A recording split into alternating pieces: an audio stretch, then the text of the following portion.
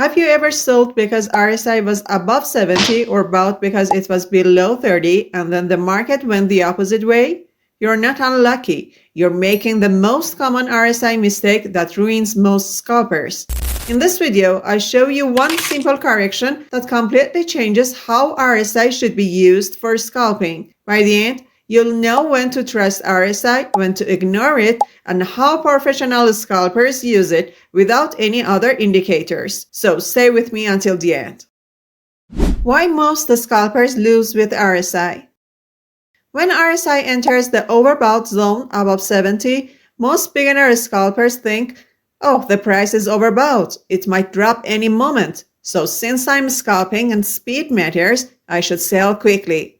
Or if the price goes below 30, they think, wow, the price is oversold. It can't go much lower, so I should buy quickly. On paper, this sounds logical, but in real markets, this logic is incomplete. The problem is not RSI. RSI is just a tool. It shows whether the price is relatively overbought or oversold. The real mistake is using RSI without considering the market context. Scalping usually happens during strong trends, and here is the main mistake beginners make. They often use RSI against the trend, not with it. So first of all, you should find the real trend in the market. To find the trend, ask a very simple question. What is the higher time frame telling me? Professional scalpers always check the market direction on higher time frames first. This could be the 5-minute, 15-minute trend, or any border view that gives context. By looking at the higher time frame first, you get permission from the market to trade in a certain direction. In other words, RSI is powerful, but only when it works with the market, not by itself.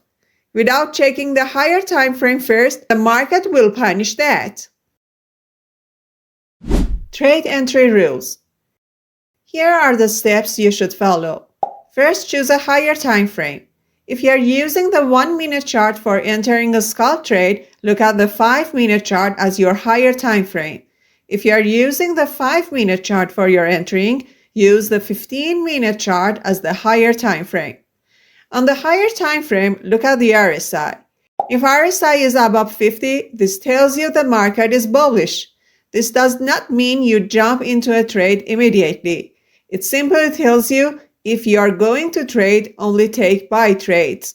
Similarly, if the higher time frame RSI is below 50, it tells you the market is bearish, so only sell trades are allowed.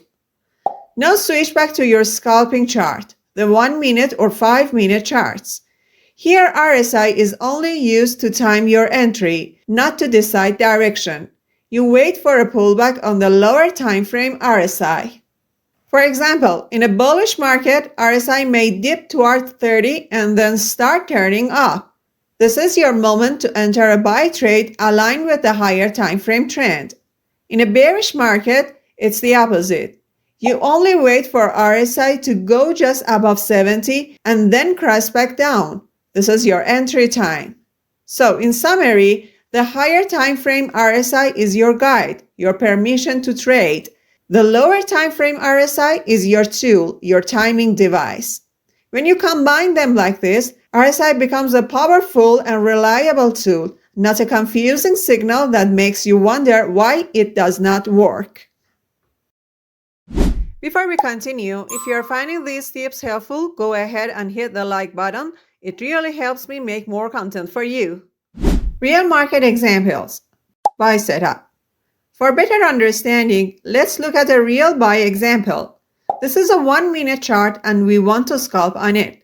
First, we check the 5-minute RSI, which is our higher time frame. So we switch the chart to the 5-minute time frame. Here, RSI is above 50, which tells us the market is bullish. This means we are only allowed to take buy trades.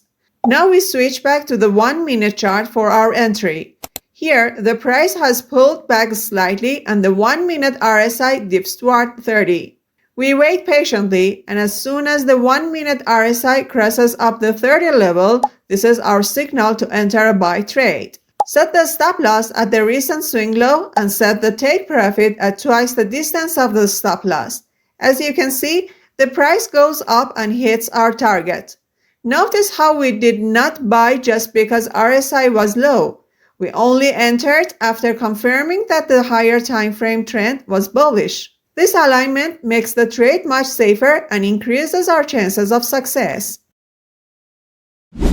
Sell setup. Now let's see a real sell example.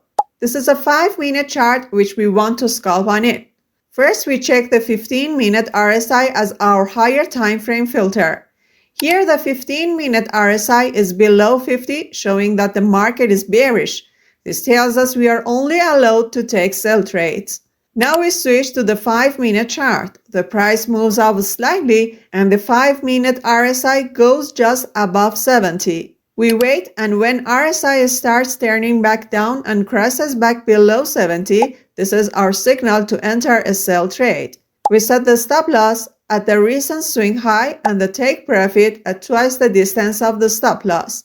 Again, notice that we did not sell just because RSI was high. We waited for the pullback on the lower time frame RSI and only entered in the direction of the higher time frame trend. The no trade zone that saves your account. There is one important rule that can protect your account.